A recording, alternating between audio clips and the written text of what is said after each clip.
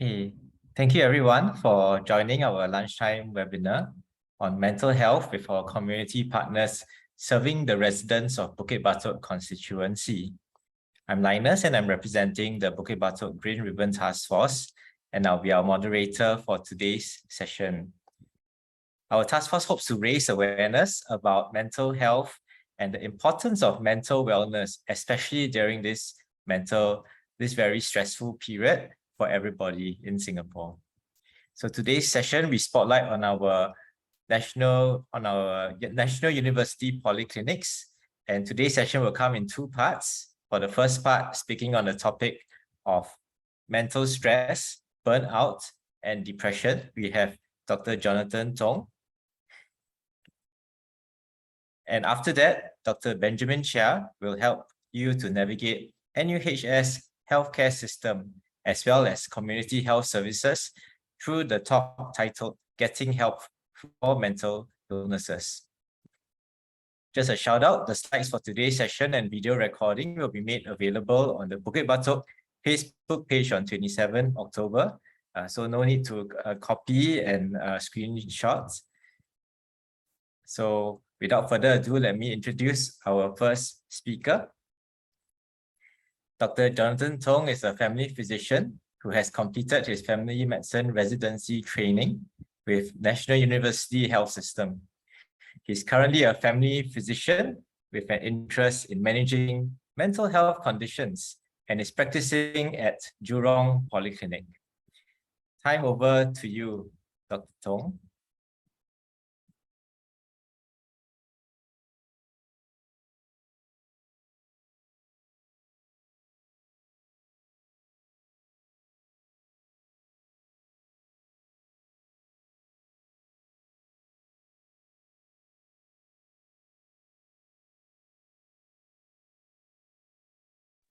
Oh, hi everyone. Can you hear me? Sorry, I didn't unmute myself. Sorry.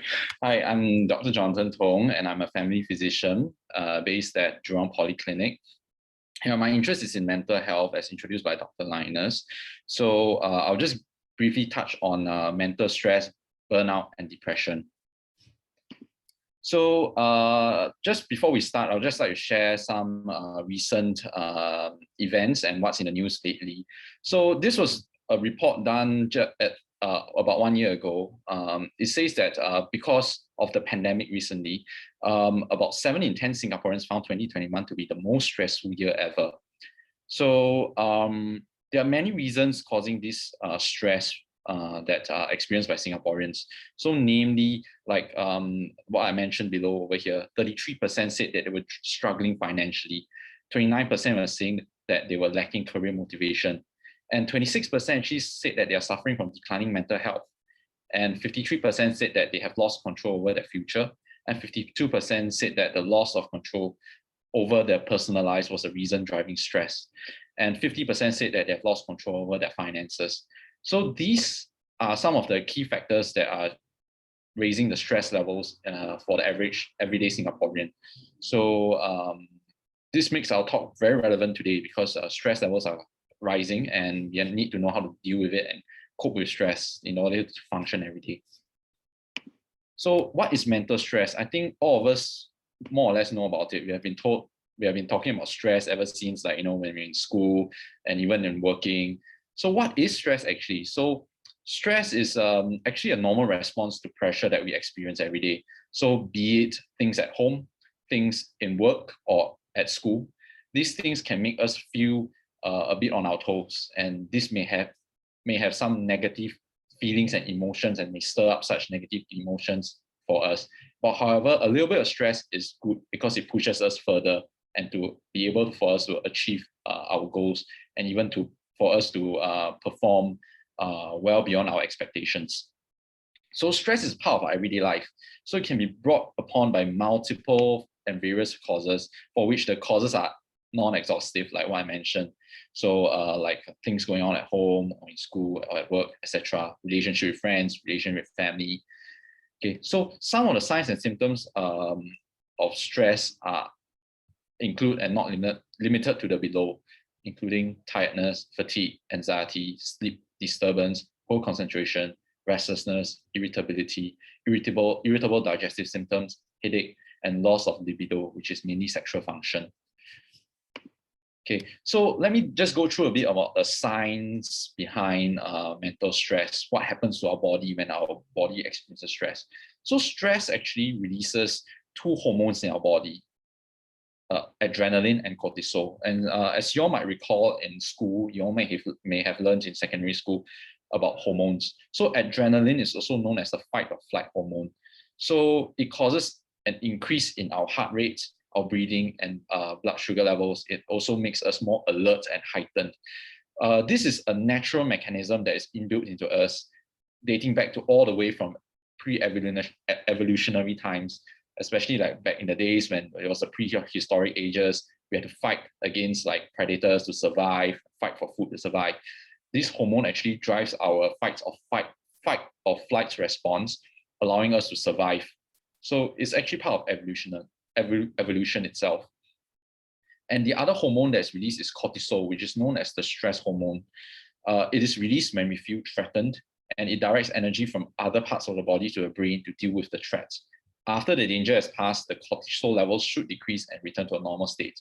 But however, if you are under constant stress, excessive levels may lead to heart problems and health problems, Okay, you can actually read more about this on Health Hub. Actually, Health Hub has a very nice article on mental stress, which I actually took a lot of their images and their information from as well, just to share with you.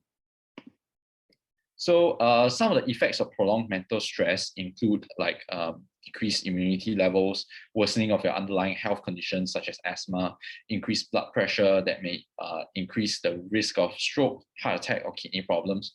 It may cause digestive problems such as irritable bowel disease. You may get tummy upsets. And of course, it leads to nervous breakdowns and mental health conditions. And uncontrolled prolonged mental stress can lead to depression, which is the second part of my talk later. Okay, so next, with mental stress, it can proceed to a next stage, which is burnout. So actually, I would say that burnout is actually more or less a progression from prolonged mental stress.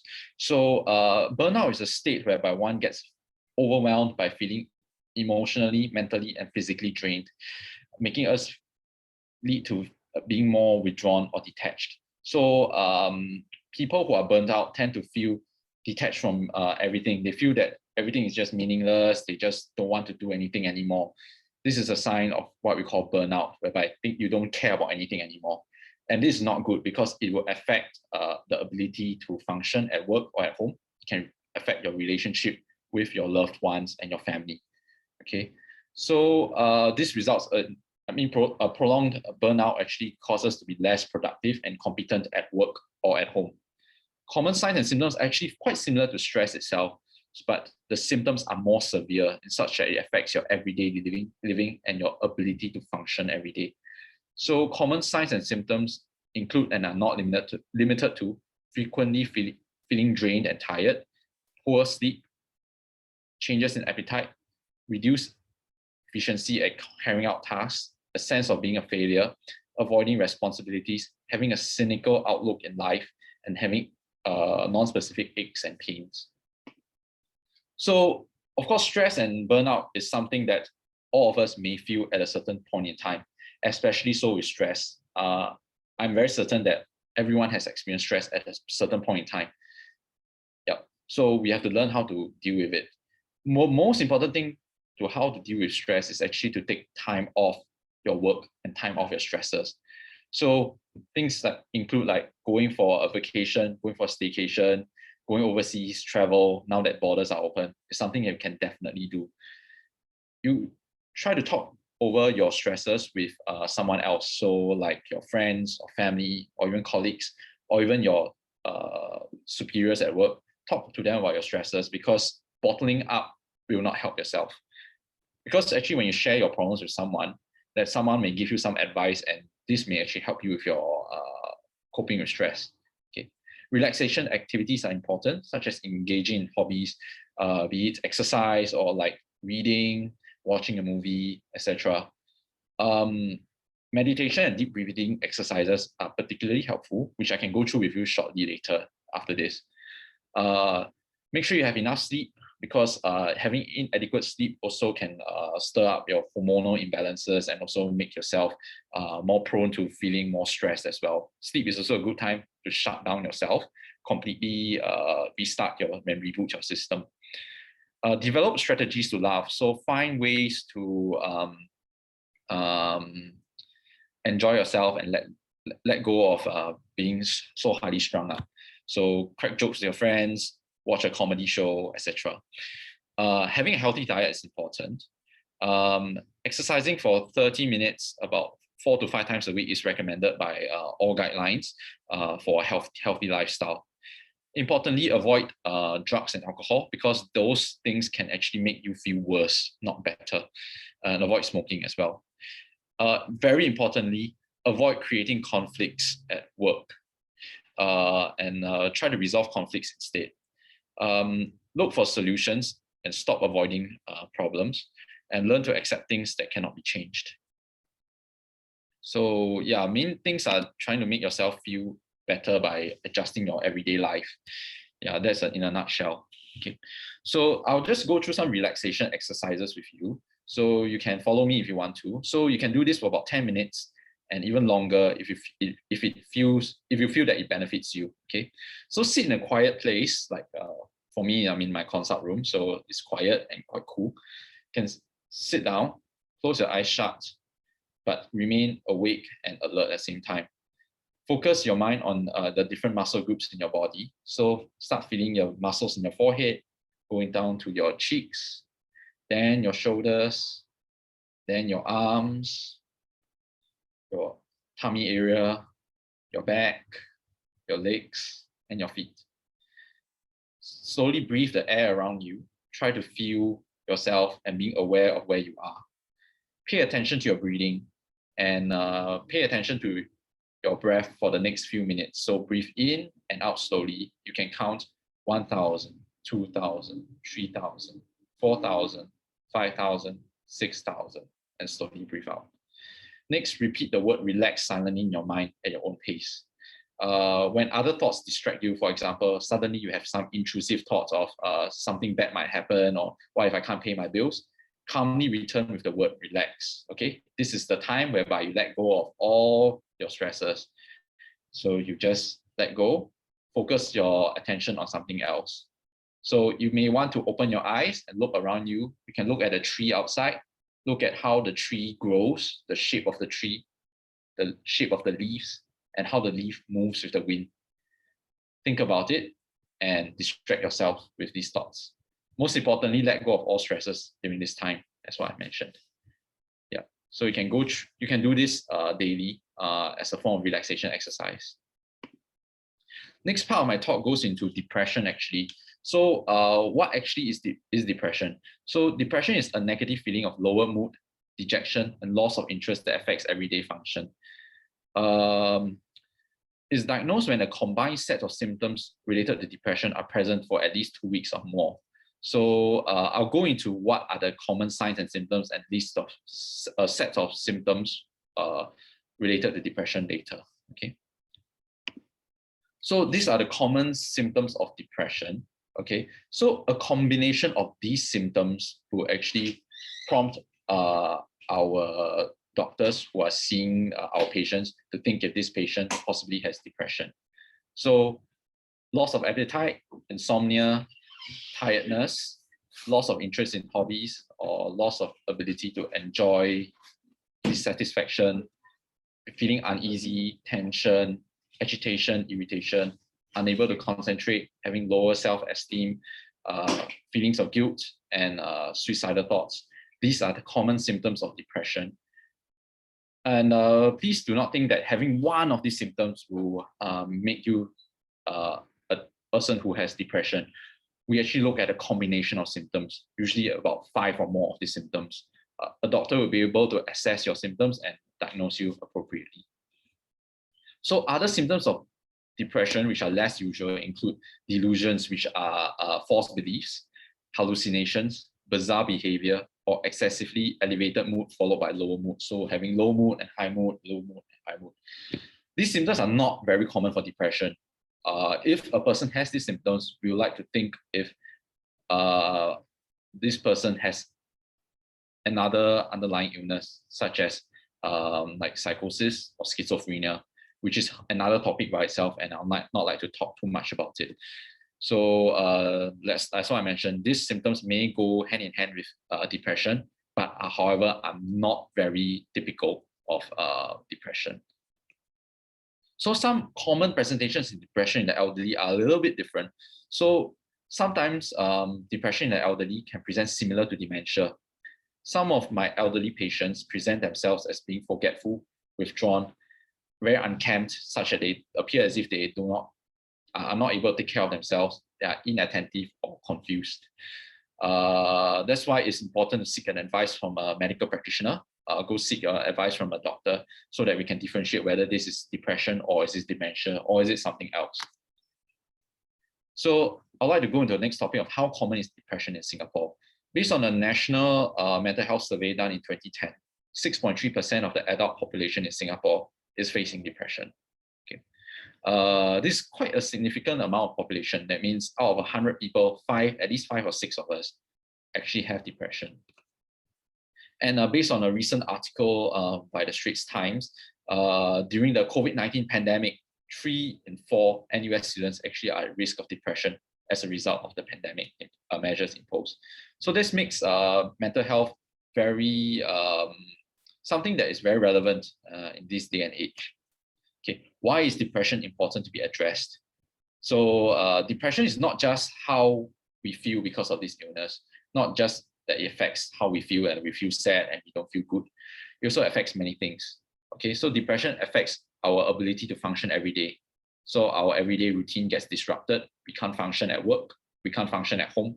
It affects our relationship with friends and family and affects our ability to function at work and ultimately may result in some people losing their jobs. It affects us financially because people take time off work. They don't work, there's less income, they lose money. And people also spend money on buying medications related to depression, seeking medical treatment. That's why money is lost. And over here, it actually results in patients being at risk of having suicidal thoughts, and ultimately leads to the risk of suicidal behavior as well. So 70% of suicides are due to depression in an otherwise healthy person. That's actually very significant, actually. That's why depression is important to be addressed. So what actually causes depression? A lot of people ask me, is depression something caused by the mind, or is it something caused by the environment, or is it something that is hereditary? That means parents passing down to their children, grandfathers passing down to their grandchildren. So it's actually a combination of many things. And in fact, actually, there's no one single cause of depression. Sometimes a cause of depression is never found. But scientists and doctors have found that actually depression is caused by chemical imbalances in the brain. So there are many hormones and many chemicals in our brain that are involved in signaling. One of these hormones is called serotonin. You can read up on it at your free time. So serotonin in layman terms is also known as like the happy hormone or happy chemical. So it has been found that people with depression have a lower ability to regulate this hormone, resulting in feelings of low mood and ultimately depression. Definitely genetic factors play a part in it. So there has been a trend that depressed patients also have depressed family members. So there is a genetic role to play, but we cannot isolate a gene for depression at this point in time. At the same time, prolonged stress and burnout, and also significant life events such as job changes, loss of family members and friends may also lead to a risk of depression. Other coexisting medical problems may worsen symptoms of depression, such as having low thyroid levels, a recent stroke, or brain tumor, etc. So management of depression. So people like to ask me, how is depression managed? Is it done by psychotherapy or is it done by medications? How do we decide whether what best what is in the best interest of the patient. So first of all, for most patients who are relatively coping okay, we would not want them to start on medications first. We would like to try what we call non-pharmacological approach. That means not having them to start on medications. We would like to start with, first things, psychotherapy, which is basically your counseling sessions with your psychologists or your counselors. At the same time, engaging in psychotherapy, which is namely supportive psychotherapy, cognitive behavioral therapy. And at the same time, we can make social and environmental interventions. That means changing the environment at home, making the home environment and the work environment more conducive. Okay, so when psychotherapy and non-pharmacological management, which means that counseling and psychotherapy is not really working, we'll go on to think if this patient will need medications. Of course, there are many different types of antidepressants. So different antidepressants work in different ways. And these antidepressants, actually, how they work is they affect the signaling pathways in the brain, like what I mentioned. So they help regulate this hormone called serotonin in your brain. So with the changing of the way the brain manages these hormones, people start to feel happier and the mood gets better. Okay, so some antidepressants are better in the form that some antidepressants help with sleep, some of them help people feel more energetic, and some of them help increase appetite. So your doctor who sees you will determine which antidepressant best suits you. And just to let you know, antidepressants, the effects, right, do not take place immediately. It can take 2 to 4 weeks before you start to see effects. Okay, so it is important for you to continue taking your medicine regularly for the next few weeks in order to see its benefits. And symptoms may get worse before it gets better after starting treatment, so do not be surprised. And people like to ask me also, how long will patients be on antidepressants? Most people are worried that they will be on these medications long term. Rest assured, for first diagnosis of depression, we usually do not want them to be on medications for too long. We will aim for them to be on medicines for about 1 year to 1.5 years before trying to stop their medications. Yeah, but in some people, they may need longer duration of treatment, and that is up to the treatment response and to the judgment of the doctor seeing this patient. Okay, so importantly is how can you help yourself in terms of managing depression? You can express your feelings to your family members and loved ones. Keep a diary. Keep yourself busy with activities such as hobbies, engaging in relaxation activities, exercise regularly. There are actually depression support groups available and also helplines available, which my colleague, Dr. Benjamin, will share with you later. Importantly, avoid drugs and alcohol, because all these will make yourself feel worse actually instead of feel better. And it may create other problems such as alcohol addiction or drug dependence, which won't be good because you'll be adding on another problem for yourself. Okay, how can loved ones help you? Many of us will know of a person who has low mood or depression. And we ask ourselves, how can we help them? You can help them by providing a listening ear and encourage the person involved to seek medical help. You can remind the person involved to take his or her medications. If you suspect the patient involved is in danger of committing suicide, please inform his or her doctor immediately, or inform his or her loved ones immediately as well. What is not helpful in this case is for you to tell the person who has depression to snap out of it, be stronger, or fight it yourselves. All this will not work because, as I mentioned, the chemicals are already imbalanced in the brain. What you tell them will not change how the chemicals, how these chemicals affect the brain. And in fact, having yourself comment something like snap out of it, be stronger, may be somewhat negative and something like demeaning to the person involved and does not make the person feel good. That's why it's strongly encouraged not to do something like that. Yeah. So importantly, where can you seek help? You can actually seek help from your local friendly family physicians. They can be found in your polyclinic and your private GPs. Most of us, when we study to become family physicians, we actually go through training in mental health as well. There are modules, we go through modules of mental health in our family physician training. So we do have exposure on how to manage mental health conditions. So you can speak to them and talk to them about how do you want this condition to be managed and how it should be managed. With that, I come to the end of my talk, and I'd like to pass my time on to Dr. Ben. I'm happy to take any questions at the next part of my talk. Thank you. Thank you, Dr. Jonathan Tong, for your very comprehensive and informative talk on depression, stress, and burnout. We will now have Dr. Benjamin Chia to share with us. Dr. Chia is a consultant family physician at Jurong Polyclinic. He's also the lead doctor for mental health services at National University Polyclinics Hawaii. Dr. Benjamin will be sharing with us on how to get help for mental illness. Dr. Benjamin Chia, please. Hi, everyone. Hi. Okay, I'm going to talk to you about how to get help for mental health, either for yourselves or someone you know and someone you care about. Okay. Yeah, it can sound kind of confusing, but I'm going to bring you through the entire process. Okay.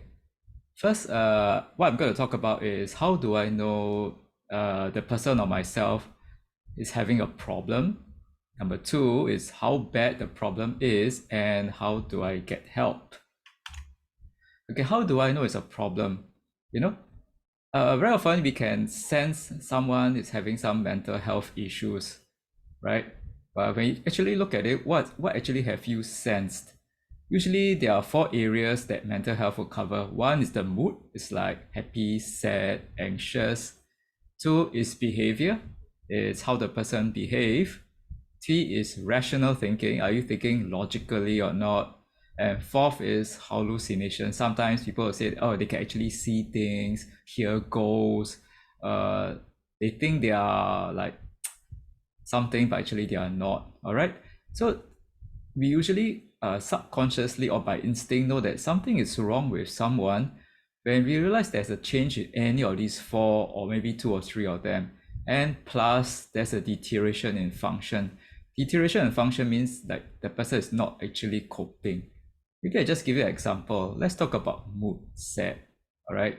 This is what is not a problem. So for example, we have a middle-aged lady and then her elderly father passed away. So she's sad, but she's still working and she's still functional in her family as a mother. Her relationship with her husband and children are still all right. So she's sad, but otherwise there's no deterioration in function. Okay, let's talk about someone else. We have a middle-aged man who lost his job. Okay, so he says, I'll take a break for maybe 1 month. All right, this man is also a breadwinner. So after 1 month, drag on to 2 months, 3 months, he's still sad and he's not even looking for a job. He started to drinking and started to become very abusive. 5-6 months later, he's still not working, and he has already run out of money and borrowing money from his relatives and friends. Okay, so he has a change in mood, and definitely there's a deterioration over here. Most of the time we expect people to start looking for work maybe about 1 month plus after they have left their job. Okay, all right, so once there's a change and the person is getting worse, we think that there's something wrong, right? A lot of times it's very instinctive. So how do I know someone has a problem? Okay, at different stages of our life, it can be different. For example, for teenagers, a lot of teenagers are like, they like to experiment, they like to defy, they can be a bit rebellious, my kids too, and they can be very moody lah. This is quite typical of a lot of teenagers because of the hormones and the change in the way they think. But teenagers have a problem maybe if they have a lot of emotional outbursts, a lot of anger. They start to withdraw from their friends and family. This is definitely not good. Okay, they don't sleep well. They seem to be low mood all the time, and this one, addictions, quite very common in teenagers, especially electronic device.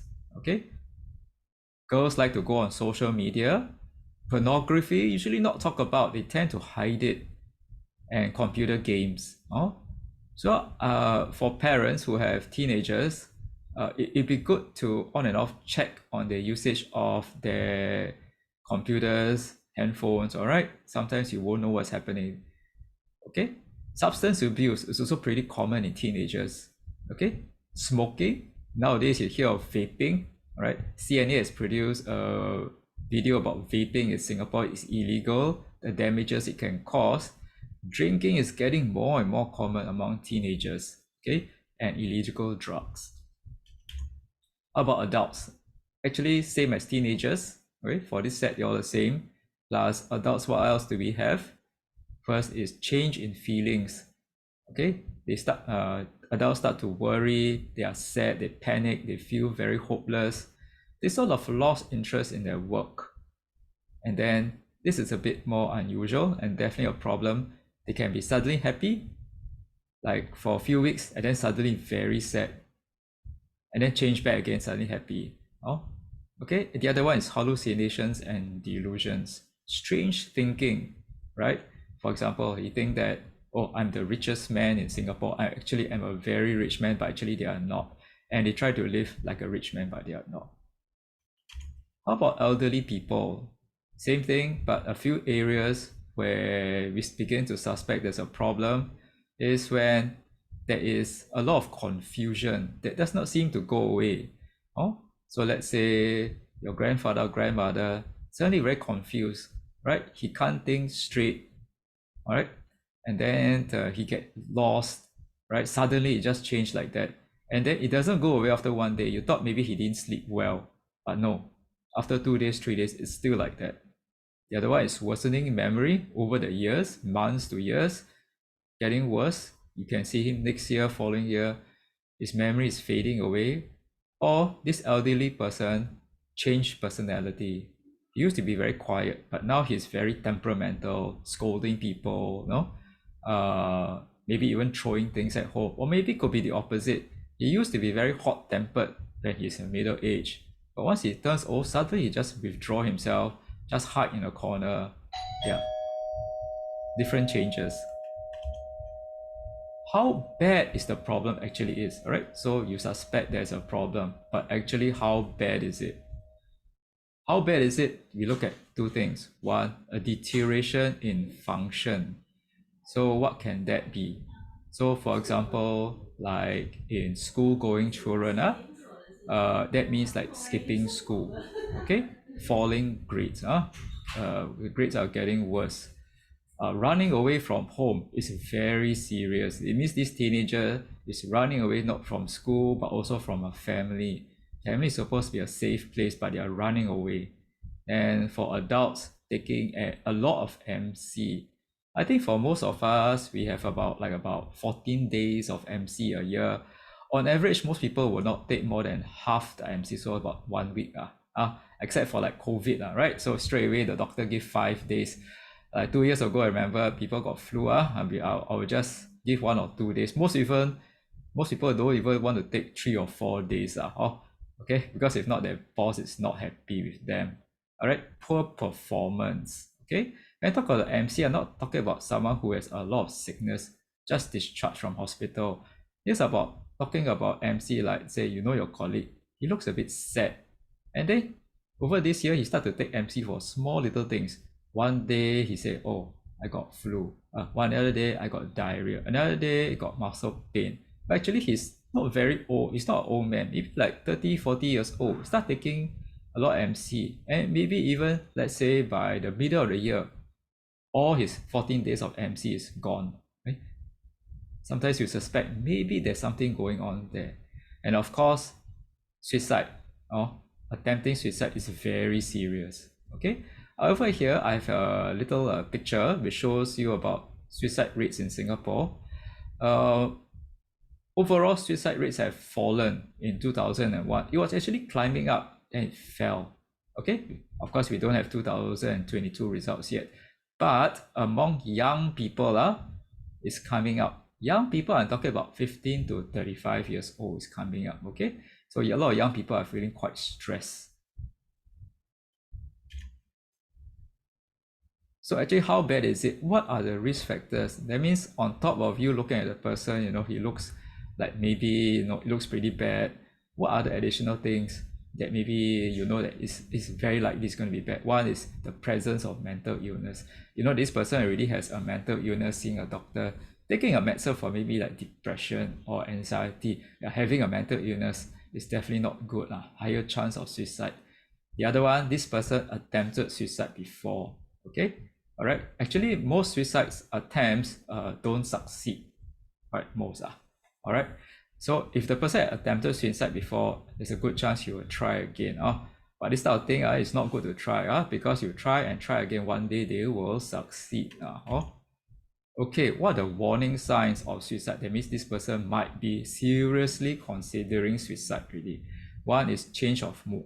Just now my friend said a lot of suicide people are depressed. So more depressed. The person is more depressed. How do you know he's more depressed? One, he talked about it. He said that people are better off without me, or just feeling very hopeless. Okay. And he start to do things that show that maybe he's seriously considering like giving away precious items, like teenagers, young adults, they give their important things away because it's important to them. They don't want it. They want someone else to treasure them, so they give it away. But usually, like they are not going to give away these things, but they start giving them away. They write suicide notes. Okay, long time ago, people write suicide notes on a piece of maybe like a book, hide it in a drawer. After they have killed themselves, people find something inside the drawer. Okay, but right now, they write it in the handphone or in their email, keep it as a draft. Then after that, then they open up, it's inside there. All right. Or they start researching on suicide methods. Of course, nowadays research is on phone and on the computer. Okay. So let's say you care about someone, that people are just looking at suicide methods, and then they have the above, depressed and talking about it. This can be a warning sign. Okay, now the person is suicidal. What can I do?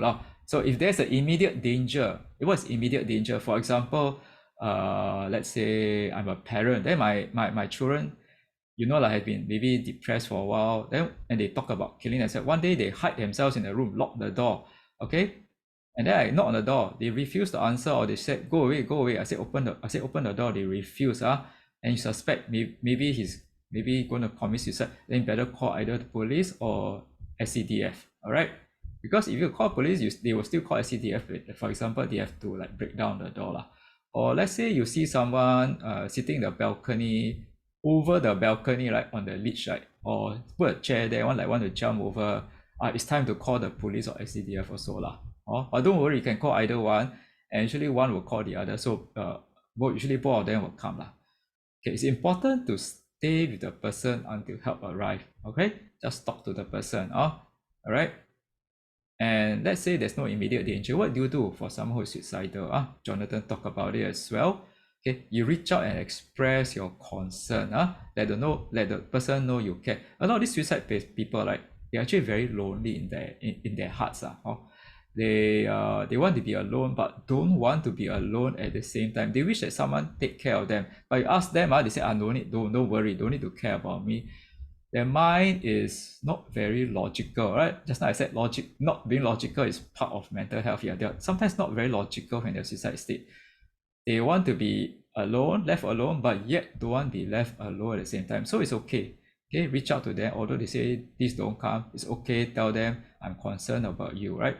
And then on and off, check on them. Okay. When they get better, they will appreciate you a lot. Okay. What's important? Please don't blame anyone. Don't blame the victim or others, or go and blame yourself. All right. Maybe I give an example. Let's say an elderly person got depression. Okay. And then suddenly over this 1 year, let's say the elderly is a lady. Her husband passed away. Then in a short period of time, maybe in 1 month, she found out she got maybe early breast cancer, very treatable one, because it got two things happening in very short period of time. Plus she got depression. She can seriously think about suicide. And the only person who's caring for her could be an unmarried daughter. So two of them stay together. And the rest of the other children, don't stay, because married, don't stay with them, but also hardly visit them. Okay, so let's say the elderly lady one day try to commit suicide, maybe successful, maybe not. Okay, people start to blame. Usually in such cases, people start to blame. The other family members who hardly take care will start to blame the daughter who's taking care. Say, hey, why you never take care? All right. Why do people blame? Because people blame because they feel guilty and they want to cast their guilt somewhere else. And the daughter also start to blame herself. Yeah, maybe I should spend more time with my mother. All right, okay, right. Then maybe the victim, let's say, blame herself, or other people blame around each other. So please don't do any of this. Don't blame anyone. Although it is said suicide is preventable, but it's also very hard to predict. Okay, you do not know when the person will commit suicide. Even the person himself doesn't know. Sometimes they think a long time, they do a lot. That at that moment or that day or that 1-2 days, they decide to do it. It's usually a very rash act. Okay, how do I get help? Okay, one way of getting help is through helplines. So there are some helplines which I put over here. Okay, helpline is a fast and convenient way to obtain information and advice. Okay, it can be a source of emotional support for maybe the person who's suffering or even the caregiver. All right, so just give a number a call. Okay, you can choose what, it doesn't really matter so much. All right, just give a call and can talk to someone. A lot of times, a lot of people who are suffering just need someone to talk to, even though the person is a stranger. It's totally fine. One thing I should say that you got to be patient. Sometimes people call, wait for 1-2 minutes and they hang up the phone. A lot of times, a lot of these call lines are very busy, especially during the COVID lockdown. They are very, very busy. Just hold on for a while, okay? All right, the other one is the AIC. AIC is Agency for Integrated Care. It's a government organization that try to organize all the different healthcare services in Singapore, right? Healthcare is very, very messy, okay? There are a lot of different services, hundreds of services, right? So this website, this agency put it on a website, try to put everything together, not just health, not just mental health, everything, including financial, how to be a caregiver, different type, okay, chronic illness, different types. You can go inside and look. They even have e-services, chat line, email. You can email them. Okay, let's say you need some help on how to navigate the healthcare services in Singapore. Okay, when it comes to this talk, is about mental health. All right, so there are some resources in the AIC that is very useful, that if you want, you can go in. One is this, you can go into this section, which they put all the mental health resources here, and you can download a directory in PDF. Okay, so I'm going to show you what the directory is. You can download from this website, or it will also be available later. It'll be listed on the Bukit Batok Facebook page. It'll be there, don't worry, okay? I'm going to change over.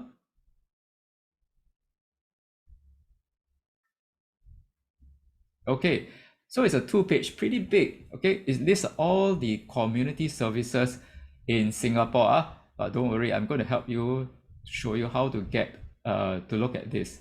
So I'm going to expand here. All right. Okay, the first one is the helpline. You realize I cut and paste this just now, all right? Okay, the first one is helpline. And if you go down, okay, in these words here, what does it show?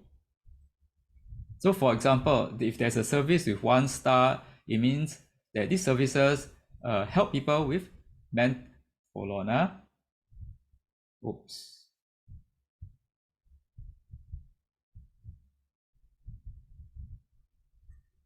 Oh, okay, never mind. Oops. Wait, hold on.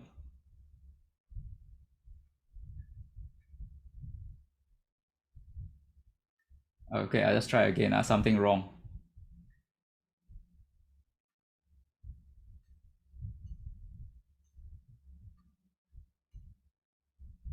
Okay. All right, here you go. Sorry about that. Okay, for example, if the service, a lot of these services, right, they don't just have mental health, they have a lot of different services. So if you see this service, there's a 1 star there, right? That means they take care of people with mental health, dementia, okay? They also provide caregiver support. You see 2 star, they help young people, Okay, if you see 3-star, that means they have elderly care services with dementia. If you see a little hex sign, these are youth integrated teams that means they just really focus on only young people between the age of 12 to 25. Okay, so Bukit Batok is in the west. So let's say you want to find a service in the west to help you. What do you do? So you go under the west. So here you have 3-star Anglican Care Center. So it means Anglican Care Center, they take care of elderly plus dementia. So you're looking for service for a young person, 2-star Shine. So Shine Children and Youth Service help children. Okay, so the address is here. There's a telephone number. All right, so you can reach out to them for help. Okay, all right. Then let's say you're a caregiver. I tell you, a lot of caregivers for patients who have like dementia, caregivers can be very stressed and burn out. Let's say you want some help as a caregiver, you do not know what to do to further help your loved one. What do you do, right? Okay, so caregiver, you can go under the website. So the website, there are 1, 2, 3, and 4 services that you can contact. Let's say as a caregiver, you need some help or you want to ask some questions, you can approach them. So these are community services. Hold on.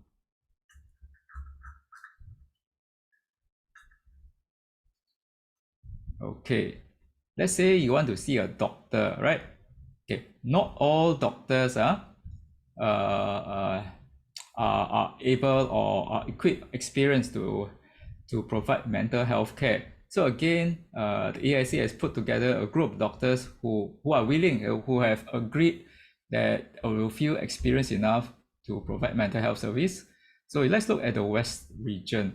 So these are doctors and their clinic address and their telephone number. So the West region we have here, let's say you want to talk to a doctor or bring your loved one to see a doctor. So these are the doctors that you can approach. Okay, so quite a number of them. All right. But let's say you want to go to a polyclinic instead. Instead of going to a private doctor. Okay, over there, those doctors, they are GPs, they are not specialists. Okay, let's say you want to go to a polyclinic. All right, so you go to the west side. So the west side, over here, we are in Bukit Batok. So you can see mental health clinic. So Bukit Batok provides mental health clinic services. They also provide memory clinic. That means I'm talking about dementia. So around Bukit Batok will be Clementi. So you realize that Clementi is not listed here because they don't provide mental health services or memory services. But if you come to my clinic, we provide mental health and memory services. Okay, so even if you don't stay in Bukit Batok, you can use this PDF to really help you navigate through all the different services. So even the call lines are over here. Okay, but I want to say that let's say you approach a polyclinic, usually the first round is not to see the mental health services for any of them. You can't book straight away to see the mental health or memory. Usually you got to see one of the doctors first, who will talk to you and check on you and say what actually do you need, because not every mental health condition can be seen at polyclinic. All right. Sometimes there are people who are very severe cases, they need to be seen in the hospital. So don't worry, so if the doctor see you, then they will write maybe a letter to the hospital to help you out. But if your condition does qualify, then the doctor will book you an appointment to be seen at a mental health clinic. Okay, just now I showed you all those services, right? It can be a lot and very confusing. There's so many of them. What do you do? Let's say you're not even sure. You can approach the AIC. You can even come to the polyclinic. Okay, see a doctor. The doctor may say, okay, let's let you see. Hold on. Let you see one of our social worker who will help you navigate through the services, because there are really so many services there. So in summary, so where to get help? One is you yourself, okay, your family and friends, people who care, are the first people who should to get help from. If you can't help, get a family or friend. Then there are community care services on the list. Call the helplines if you want someone to talk to quickly. And then the selected GPs and polyclinics. And finally, don't forget, if there's an emergency, please call the police or SCDF, or even you bring the person down to the emergency. Okay, so at this moment, this is the end of my sharing. Thank you, Dr. Benjamin, for the very informative talk that helps us residents know how and where to seek help for mental illnesses. I especially appreciate the real-life examples that you have shared, and these are getting more and more common in our community. I believe now is a good time for us to take some questions from our live audience. So live audience, if you have a question, please post it in the question and answer box. You can find it at the bottom of the Zoom screen, and we will try to address the questions live today if possible. So I see that we already have some live questions posted, so let's dive in. First question: what if my depressed family member does not want to see a doctor? What can I do? Maybe any one of the doctors want to take that question? Maybe I'll answer that question now. Yep, sure.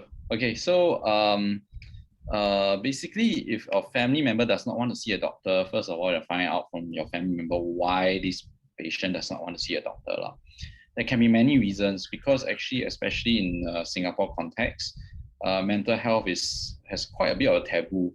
People do not want others to know that they have an underlying medical condition, such as like mental health conditions, because a lot of them are actually afraid that this may affect their job application, especially when they seek help in a public health institution.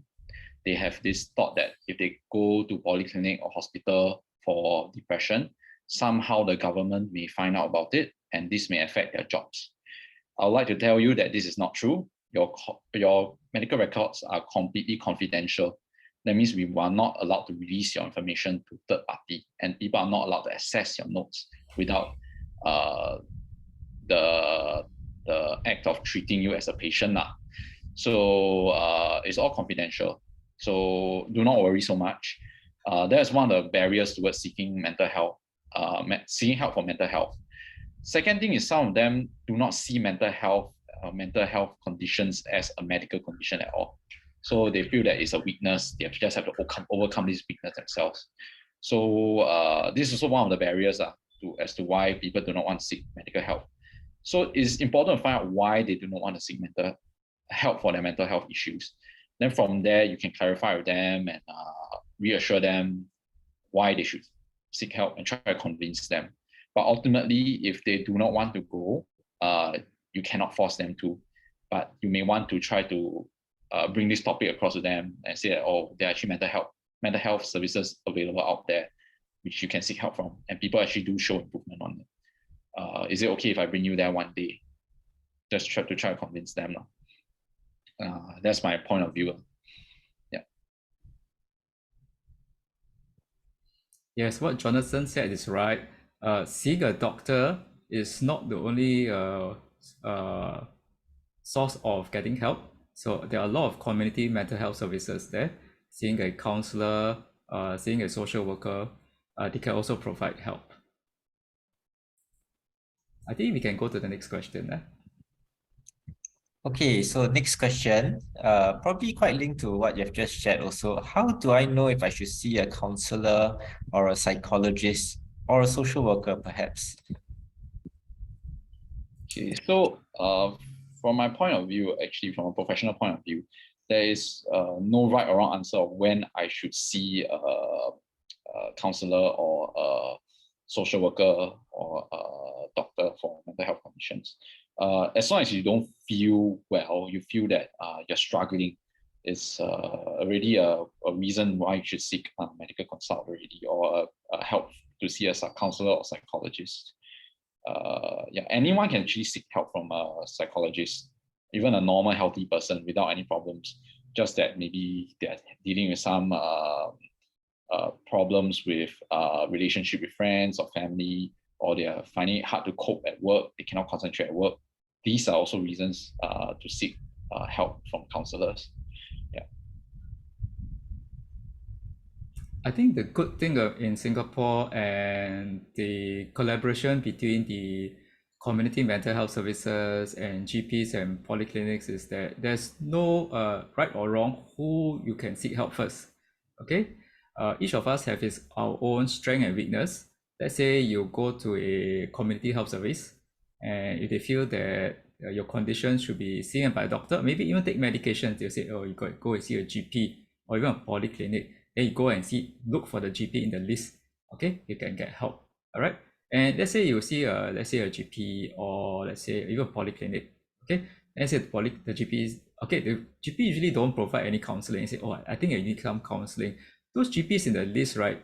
They can refer you for counseling at one of the community services, healthcare services. So not the problem. Many of these services in the list are actually subsidized and very affordable. Yeah, so don't worry too much. Just go anywhere, and each service has the ability to cross-refer you to anywhere else. Okay, so don't worry too much. Okay, with the next question. So is there any problems taking the depression medicines for long term? And if I'm feeling better, can I stop the medicines on my own? Of course, with all medications, there are side effects, but not everyone experiences side effects. But it is important for you to take your medications if it's already prescribed by your doctor, because your treating physician already has a reason why you should be on these medicines. Like what I mentioned in my talk earlier, some people will need the medication on a longer term. But for most people, we want them to be on treatment for not say long term, but a substantial amount of time, about 1 to 1.5 years before we slowly stop the patient on these medications. And whether a patient should stop his or her medications on her own, I do not recommend that. I suggest you discuss your wishes with your doctor so that we can find out how we can help you and how we can slowly stop your medications if you are able to. The danger of stopping your medicines on your own is that if you stop too quickly and too fast, it may cause you to suddenly feel anxious or suddenly feel very depressed very quickly, and that can be dangerous. So before you stop your medicines, please let your doctor know so that they can discuss whether it is appropriate to do so or not. Yeah, because we normally cut down your medicines, not immediately, but we taper it down. That means we reduce the dose by half, then half it, and we stop it, things like that. Yeah. Okay, next question. What can we do with our relatives, okay, or maybe elderly relatives who are always very negative in their outlook in life and stress out the whole family, maybe make negative comments? Is this a mental health condition that needs to be treated? Okay, I'll take this question. It doesn't have to be a mental health issue. If there's a change in the elderly's behavior, it could be. In fact, I think this question can be applied to any age group: teenagers, adults, working elderly. There are people whose personality is very negative, to the point where it actually makes maybe living with this person very difficult. Okay, plus if the person has a mental illness like depression, or even let's say abusing some substance like drinking alcohol, it can make things very bad. Some of these negative people are even to the point of being abusive. So it can be very difficult. One, if the person is very negative, we got to look at it from 2 points. How do we help this person? So how do we help the people who care about this person continue to engage this person? If the person, you think this person is abusing alcohol or maybe too depressed, try to get the person to seek help. Taking some antidepressants might help as well. The other thing that we have to know is that if this person is very negative, especially abusive, you got to think about the people in the house. Especially if this person is negative and abusive, sometimes they are abusing the people, like say alcoholic husband beating the wife, abusing the children. It's actually more important to take care of the wife and children, because living in such a home, right, is very damaging. Okay, so you got to look at it from 2 points of view. So I would say that it's certainly very challenging to live with such a person. So if you're someone who cares for this person, always try to engage, but also look out for the people who are being affected. There can be a lot of stress. Okay. Thank you, Dr. Benjamin. I think we have one final question. So, with the Singapore experience of COVID transiting from a pandemic to endemic, do you see a rise in mental health conditions in relation to maybe how people would handle this change? Okay, I think during the COVID time around the world, people are kind of stressed and very anxious with COVID lah. So right now with COVID is over, actually in my own personal experience and also some surveys, most people are no longer concerned of COVID except one of our neighbors in the far north, right? Still very concerned about COVID. But most of us are no longer concerned about COVID anymore lah. Okay, we also know that COVID is also currently not as serious as it was in 2020. So if you get your vaccines, most of the time COVID is just like a mild flu. So I also got COVID in February and I just had to stay home for 5 days. I think, but this stress thing, it's actually around the world, everybody is actually even more stressful getting out of COVID. Because when we got out of COVID, now we are what are we into now? We are into high inflation. We are into things like in some countries like in Europe, they are worried about their whether they can get through winter or not. Okay, and they worry about Ukraine. So actually, a lot of these things are quite worrisome, lah. All right. So, but having worked for so many years, right, I realized that things that worry is always there, lah. So whenever we have started one problem, we just jump into the other problem, then we worry, lah. So once this inflation, like a lot of experts say, inflation will end next year. If inflation ends, there will be another set of worries to worry about. So you're always jumping from one worry to another. But I would say that the level of anxiety and depression around the world is climbing, especially among the youth. It's really, really climbing, lah. Okay. And it is good that at least in Singapore, we have multiple avenues of services that people can actually seek help lah. And it's also good that I think like there's also a de-emphasis on like meritocracy, like there's less emphasis on like performing well and to be a more inclusive society lah. Oh, thank you so much. I think that's all the questions we have for today. So as the session today is coming to an end, we'd like to really express our deep gratitude for our two guest speakers who took time off to spend the afternoon with us. So thank you very much. This event also would not have been possible without the support of the leaders at National University Polyclinic. So in particular, Ms. Dawn Sim, who's the head of communications and service quality at NUP, as well as Prof. Liu Yijian, who's the CEO at the National University Polyclinics, as well as the advisor to Bukit Batok constituency, Mr. Murali Pillay. If you have found this session useful and would like to share with your fellow neighbors at Bukit Batok, you will be able to find both the audio as well as the video recording, as well as the slides on Advisor's Facebook page, as well as the Bukit Batok Facebook page from 27th of October onwards. This event is organized as part of a monthly webinar series which started in February this year and hoping to cover mental health topics as well as community resources available from our community partners working here in Bukit Batok on mental health. The previous sessions are also available online, so please do feel free to browse all of the webinars in the series. Just a shout out, this event is also organized by residents for residents, so it's really a ground up initiative as well.